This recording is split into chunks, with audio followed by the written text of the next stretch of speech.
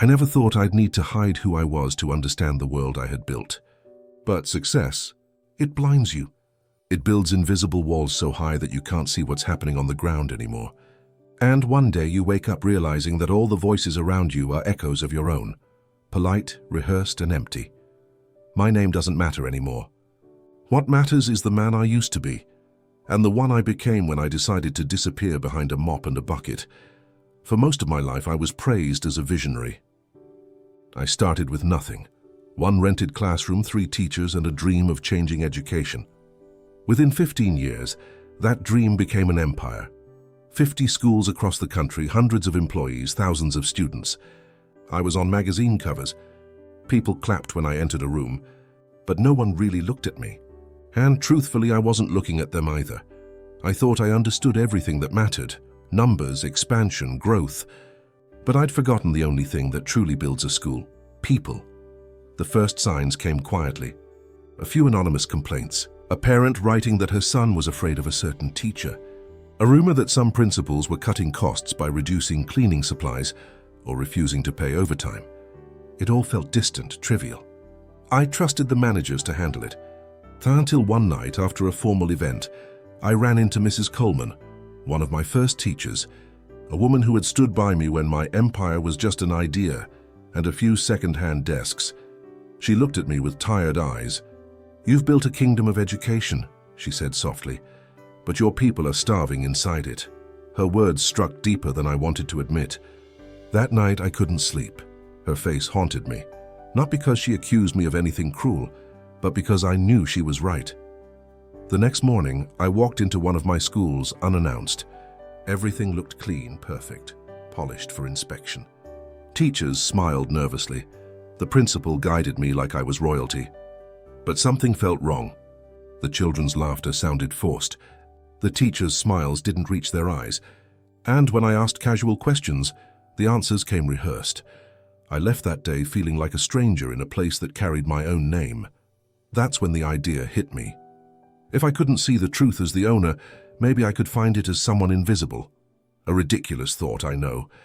But the more I considered it, the more it made sense. So I called my assistant and told her I was taking a few weeks off. "Personal research," I said vaguely. She thought I was planning a vacation. In a way, I was. A vacation from myself.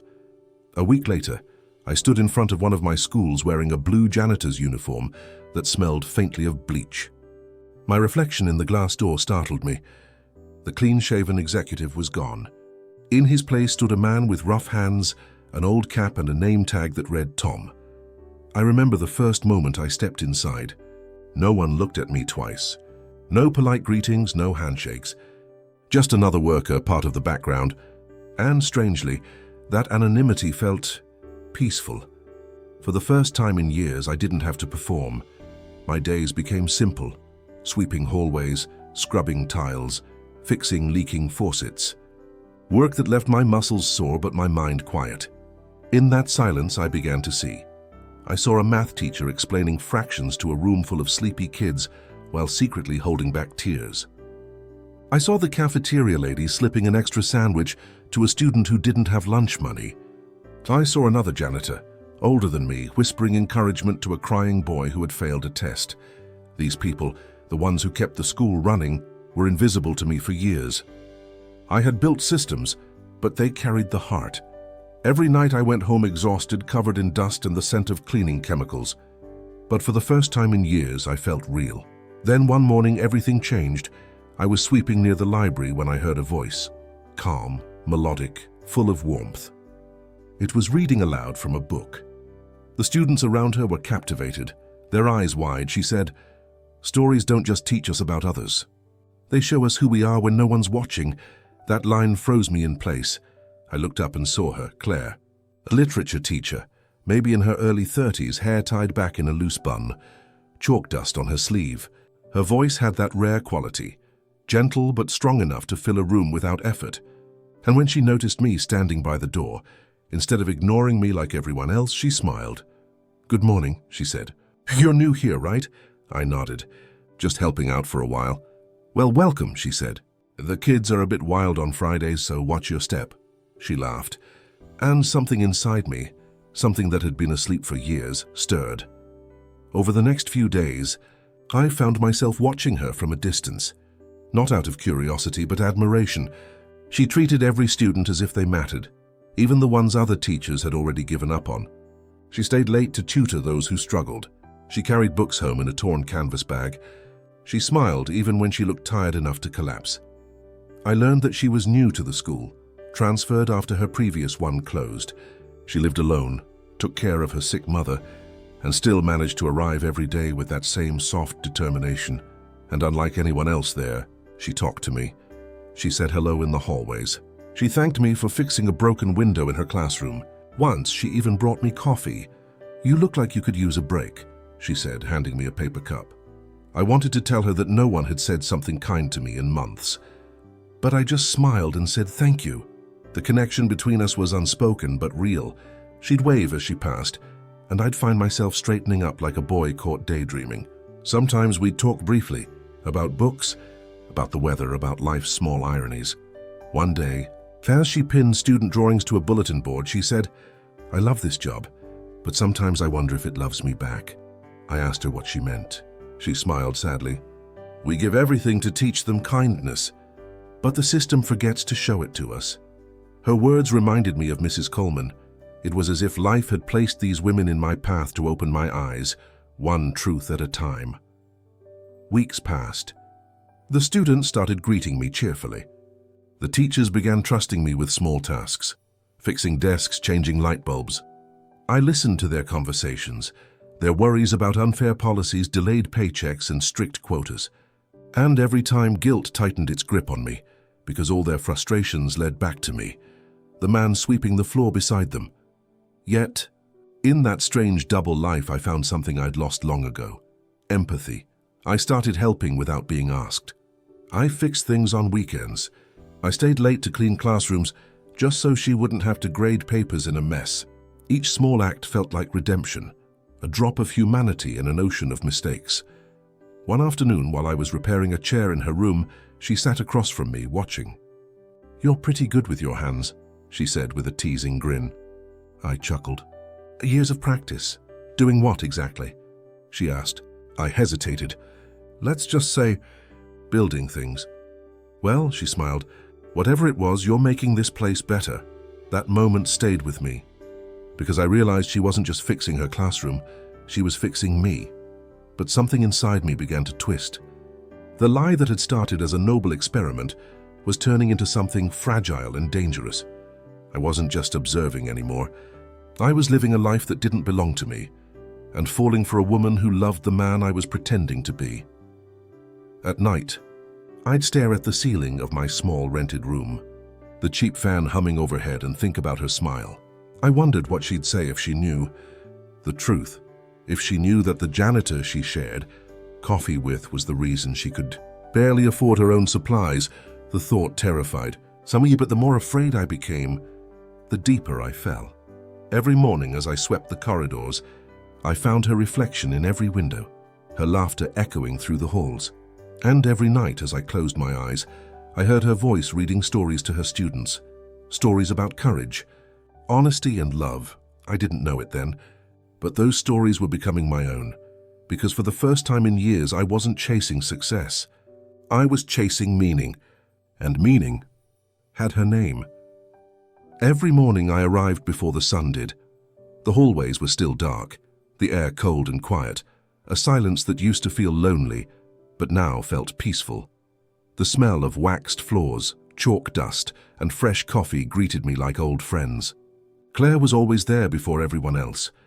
I'd see her through the glass door of her classroom, arranging papers, writing quotes on the board, humming softly to herself. That day, she wrote a line that caught my breath. "The world breaks. Everyone, and afterward, some are strong at the broken places." Hemingway.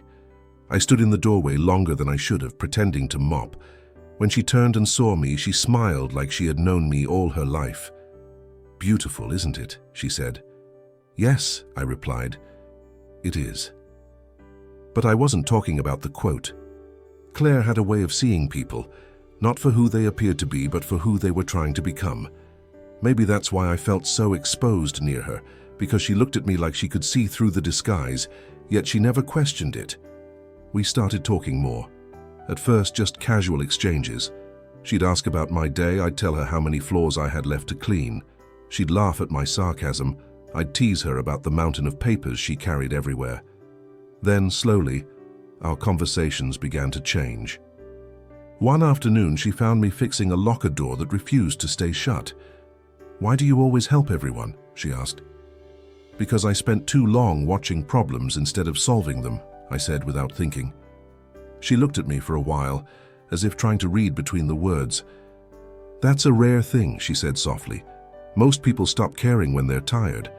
I wanted to tell her I had been one of those people, that I had been tired of caring for years. But with her, I didn't feel tired anymore. The students adored her. She didn't just teach literature, she taught life. She told them stories of courage, forgiveness, and second chances, and when she spoke, even the troublemakers listened. Sometimes, after class, she'd sit with a student who was struggling and help them one-on-one. I'd pass by with my cart and hear her say things like, "You're not your mistakes, you're the person who learns from them." Her kindness wasn't loud, but it filled every corner of that building, and maybe that's what drew me in. She had everything money couldn't buy. One evening, I found her sitting alone in the teacher's lounge. The lights were dim, her papers spread across the table like a battlefield. She looked up as I entered. "You're still here?" "Someone has to make sure the floors don't collapse overnight," I said, smiling. She laughed softly. "If they do, maybe we can rebuild them better." I sat across from her. "You sound like someone who's been rebuilding for a long time." She hesitated, then nodded. "Yeah, my mum's sick. Medical bills, extra shifts. You know how it is." Her voice cracked just enough for me to feel it. I wanted to help her, to tell her she'd never have to worry about money again, but I couldn't, because the moment I did, everything between us would vanish. So I said the only thing that felt honest. "You're doing better than you think, Claire." She smiled faintly. "And what makes you so sure?" "Because you still believe in what you do. Most people stop." That night she didn't say goodbye. She just looked at me as she left, her eyes saying something I couldn't name. Weeks passed. The janitor's life became my reality. Waking up early, taking buses, carrying supplies, eating lunch from a paper bag. It was hard, but strangely, I felt freer than ever. Every night, I fell asleep thinking of her. Every morning, I woke up wanting to earn her smile. But the deeper I fell into that simple life, the heavier the lie became. I knew I couldn't hide forever. Each time she looked at me, part of me wished she could see the truth, and another part prayed she never would. One rainy afternoon, the school lost power. The lights flickered, then went out completely. Students screamed, teachers rushed to calm them. When the noise died down, I found myself walking the dark hallways with a flashlight, checking each classroom. Claire was still there, helping a group of children gather their things. She was calm even in the dark, a light of her own. When the students left, she sighed and sat by the window, rain streaking the glass. "Sometimes I wonder if anyone up there listens," she said quietly. "To what?" "To all the people trying their best and still falling short." I put the flashlight down and sat beside her. "Maybe he does," I said. "Maybe he's just waiting to see if we'll still try when no one's watching." She turned to me slowly. "That's a beautiful thought." "I've had a lot of time to think lately," I said. She laughed, that small, unguarded laugh that made my chest ache, and in that moment something shifted between us. She reached for my hand. It wasn't planned. It wasn't dramatic. It just happened. Her fingers brushed mine, warm, hesitant, real. The rain tapped against the glass like applause from the universe itself. We didn't speak for a long time. We didn't need to. After that day, something unspoken grew between us. A quiet affection, fragile as glass, but undeniable. She started saving a seat for me during lunch. She'd share her stories, her favorite poems, her dreams of one day writing a book about her students. And I listened, really listened, like every word was a gift. Because it was. Once she asked, "What did you want to be when you were Younger? I almost said a man worth respecting, but instead I joked, "Definitely not a janitor." She laughed. "Well, you're the best one we've ever had." If only she knew the irony, but guilt grew alongside love. At night, I'd stare at my reflection and barely recognize the man looking back. He had dirt under his nails, calluses, on his hands, and a heart that beat for a woman who didn't know his name. I began writing again, something I hadn't done in years. Letters I never sent, notes I hid in a drawer. I wrote about her, about the lessons I was learning, about the strange beauty of starting over as no one. One of those letters began. For so long, I thought I was building a future. But what I really built was a wall. And you, Claire, you're the first person who ever made me want to climb over it. Then one morning, everything seemed brighter. The school buzzed with energy. The students were preparing for the annual charity fair. Claire led the organization with passion, decorating halls, guiding kids, turning chaos into joy. She asked me to help build wooden booths for the event. We spent hours working side by side, her sleeves rolled up, hair tied back, laughter echoing through the gym. At one point she looked at me and said, "You know, for someone who cleans floors, you build things like you own the place." I froze for a second. She said it as a joke, but the irony stung deep. I forced a smile. Old habits die hard. She didn't notice my hesitation. She just kept working, humming softly, the sound of peace I never knew I needed. That night, after everyone left, I stayed behind to finish repairs. The empty hallways glowed under the faint yellow light. I passed her classroom and something caught my eye, a note taped to her desk. It said, "To the janitor who fixes more than broken chairs, thank you." I stood there for a long time, reading that single line over and over again. It wasn't just gratitude. It was something deeper, recognition, connection. And that's when I realized the truth. I didn't want to leave.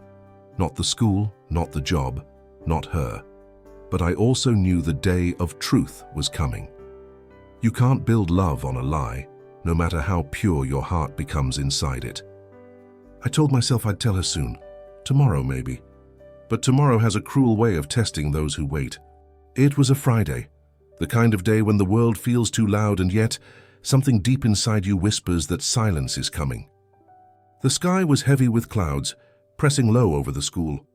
I woke up uneasy, as if my heart already knew that my second life was about to collapse. I spent the morning polishing the hallway floors. The smell of detergent lingered. The sound of students running past me echoed like distant memories. From the classroom down the hall, I could hear her laughter, Claire's voice, bright and melodic, slicing through the noise. For months, that voice had been my peace. And that morning, I remember thinking, I could live this way forever. But forever has a way of ending when the truth is built on lies. Around noon, I was fixing a broken faucet near the garden when I saw a black car pull into the parking lot. It was one of mine. I froze. The tinted windows, the silver logo, the driver in uniform, all unmistakable reminders of the life I had tried to hide. A man stepped out, my regional director. His face was pale, anxious, confused about why I hadn't shown up for board meetings or answered calls. He spotted me almost immediately. "Sir, I wasn't expecting you here," he blurted. His voice was loud. Too loud. Students turned. Teachers paused. And then came the words that shattered everything. "Mr. Lawrence, the board needs you at headquarters. They've moved the meeting to..." He stopped mid-sentence, realizing his mistake, but it was too late. Every eye in that courtyard turned toward me. Whispers rose like waves. And then from the window above, I saw her. Claire. She stood frozen behind the glass, confusion etched across her face. Our eyes met. And in that single look, I saw everything I was about to lose. When she came outside, I didn't know what to say. She walked slowly, cautiously, as if approaching a stranger who had borrowed the face of someone she once trusted. "You're the owner?" she asked, her voice barely above a whisper. I nodded. My throat felt tight. "Why?" she said. "Why would you do this?" The world around us seemed to disappear. The noise, the people, the rain that had begun to fall. I wanted to tell her everything. That I had done it for truth, for justice, for understanding. But all that came out was, I wanted to see how things really were. She stared at me, eyes full of tears she was trying to hold back. "And me?" she whispered. Was I part of your little experiment too? Claire, no, I said quickly. You were never part of that. You were the only thing real in all of this. She shook her head slowly. You lied to me every day, I know. And I hate myself for it. You let me tell you things, it's personal things, while you stood there pretending to be someone else. Please, I said, stepping closer. Believe me when I say I never meant to hurt you. She took a step back. Her eyes had changed, the warmth gone, replaced by disbelief. You made me feel safe, she said, and now I can't even trust what I felt. Then she turned away. The rain started to fall harder. I stood there drenched, watching the only person who had seen me as human walk out of my life. The next few days blurred together. Whispers spread faster than wildfire. By Monday, everyone knew the truth. The janitor was the millionaire owner. Some teachers avoided me, others tried to act kind, but I could see the fear behind their eyes, the hierarchy restored. But the only eyes that mattered were the ones I couldn't find. Claire didn't come back that week. Her absence felt like a hole in the world. I kept working anyway, out of habit or maybe out of penance. I fixed desks, swept floors, mopped the same hallways where her laughter used to echo. The uniform that once made me feel free now felt like a reminder of my failure. On Wednesday, I saw her. She was in the courtyard, packing a cardboard box with her belongings. Books, notebooks, a potted plant. It looked like she was leaving, not just for the day, but for good. I walked toward her slowly, afraid that my voice would make her disappear again. Claire, I said softly. Please don't go. She didn't look at me. There's nothing left for me here. There's still the students. They need you. She paused, then said, they'll be fine. They always are. I took a breath. At least let me explain. Finally, she turned to face me. Her eyes were red but calm. Explain what? That you played poor to feel noble? That you watched us struggle so you could have a story to tell? Her words were knives, but I knew I deserved them. No, I said quietly. I did it because I wanted to understand. I wanted to see if I had lost touch with what mattered. And I had, until I met you. She looked down. If you really wanted to understand, you could have just listened. I know, I said, but I didn't know how. She exhaled slowly, setting the box down. Do you have any idea what it's like to open up to someone who doesn't exist? I exist, I said desperately. The man you saw, the one who fixed your classroom, who listened to your stories, that was me. Maybe for the first time in my life, that was the real me. She hesitated. For a brief moment, I thought she might forgive me. But then she picked up the box and said quietly, maybe. But love built on lies can't last. And then she walked away.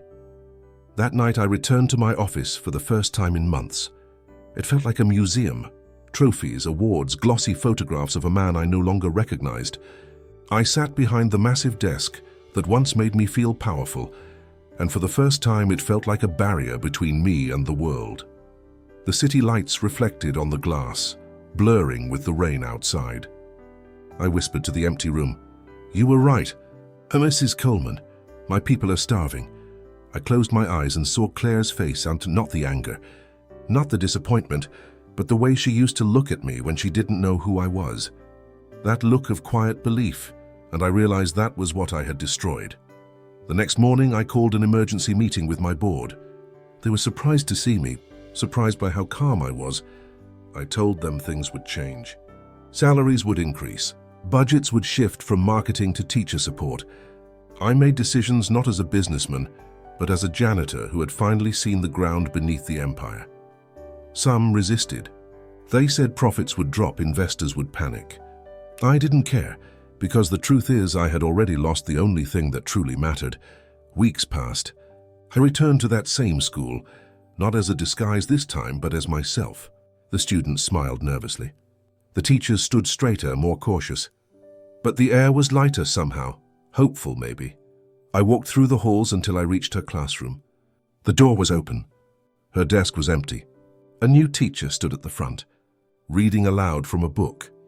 But on the corner of the whiteboard, written faintly in blue marker, were words I recognized instantly. Truth may hurt for a while, but lies hurt forever. She had written that. A final lesson. Not for her students, but for me. I touched the words gently, the marker smudging slightly under my fingers. And for the first time since she left, I smiled, because the pain I felt wasn't punishment anymore. It was proof that I had finally learned. That night, I stood on the school rooftop as the sun dipped below the skyline. The air was cool, the world quiet. I watched the lights flicker on across the city, buildings I owned, schools I had built, all shining in the distance. But the brightest light of all was the one that had already walked away.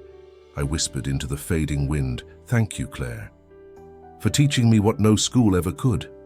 And as I left the rooftop, I realized something I would carry forever. The richest man in the world isn't the one who owns everything. It's the one who has nothing left to hide. It's strange how quiet life becomes when you finally stop running. For years I chased noise, meetings, numbers, success, applause.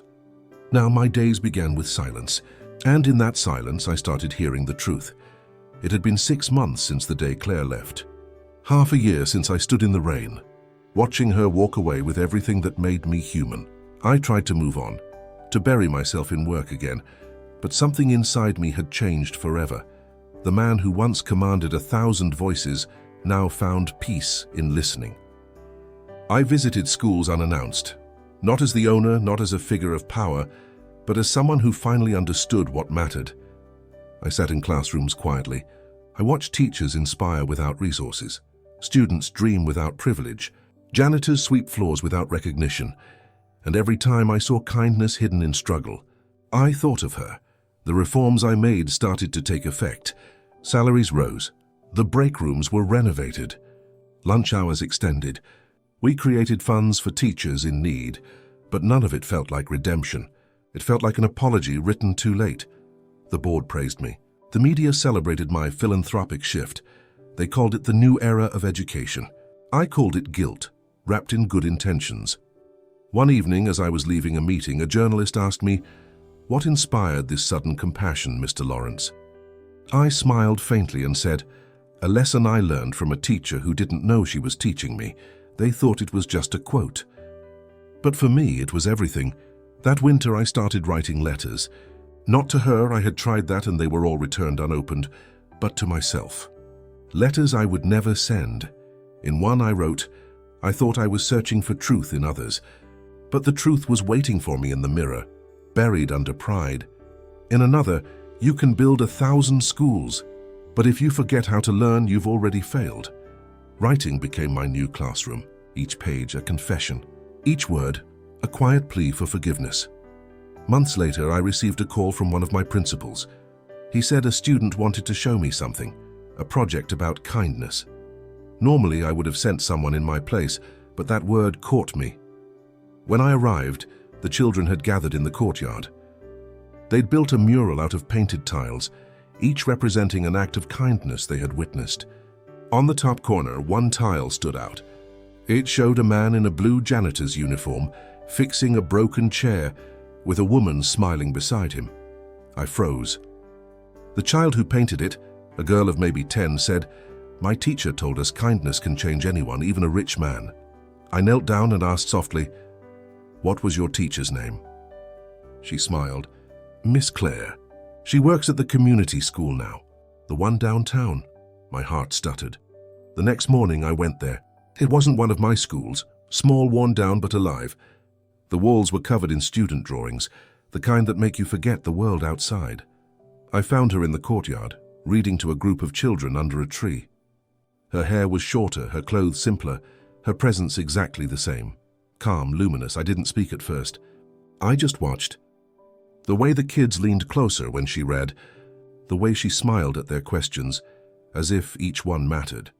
When the class ended, she noticed me standing by the gate.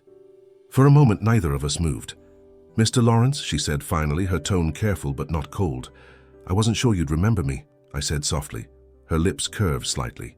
"I don't forget lessons," I nodded. "Then I suppose I'm here to thank you for mine." We sat on a bench beneath that same tree. The air smelled of dust and chalk and faint hope. "I heard about what you did," she said after a while. "The changes, the new policies. People talk about it. I didn't do it to be praised," I said. "I did it because of you." She looked away, thoughtful. "You didn't owe me anything." "I did," I said quietly. "I owed you honesty. I owed everyone that." A silence settled between us, not the heavy kind from before, but a softer one. the kind that heals. Finally, she said, "I'm glad you found what you were looking for." I smiled faintly. "I found more than that. I found what I'd lost." She turned toward me, eyes gentle but distant. "I hope you hold on to it this time." And before I could say another word, she stood and walked back toward the children. The sunlight caught her hair as she turned, almost like the world itself was trying to memorize her before she left again. I didn't follow. Some goodbyes don't need to be rewritten. That evening, I returned to my office. The city stretched out before me, a map of everything I once thought I needed. I sat by the window and opened my journal. For a long time, I didn't write. Then slowly the words came. Love doesn't always stay. Sometimes it visits just long enough to wake you up. To remind you that humility is the highest form of wealth, and that no disguise, not even success, can hide a starving heart. I closed the notebook and smiled for the first time in months, not with joy, but with peace, because I finally understood. She hadn't left me empty. She had left me honest. The following week, I made one final decision. Every school in my network would carry a plaque with a simple inscription. It read, "Dedicated to the unseen hands and unheard hearts who teach us what truly matters." Below it, in small letters, a quote, "Truth may hurt for a while, but lies hurt forever." Claire's words. Her lesson. Now immortalized on every wall I had ever built. Sometimes when I visit one of the schools, I see a janitor sweeping the hallways, unnoticed, uncelebrated, but essential. And I always stop. I ask their name. I thank them, because once a man forgot to do that. And it cost him everything. I still think of her. Every time I hear children laughing, every time I see a teacher staying late, every time I catch the scent of rain against the classroom windows, she's there. Not as a memory, but as a presence. And sometimes when I close my eyes, I imagine her voice reading softly, "Stories don't just teach us about others. They show us who we are when no one's watching." That was what she had said the very first day I saw her. Back when I was still hiding behind a uniform. Back when I thought I was testing the world, and didn't realize it was the world testing me. If I've learned anything, it's this. We spend our lives building empires of pride, money, status, recognition, believing they make us untouchable. But one day life will take away your crown, your title, your illusion. And it will hand you a broom. And only then, sweeping the floors of your own creation, will you finally see the truth. That greatness isn't about being seen. It's about seeing others. That was the last lesson she ever taught me. And I'll spend the rest of my life making sure it's never forgotten.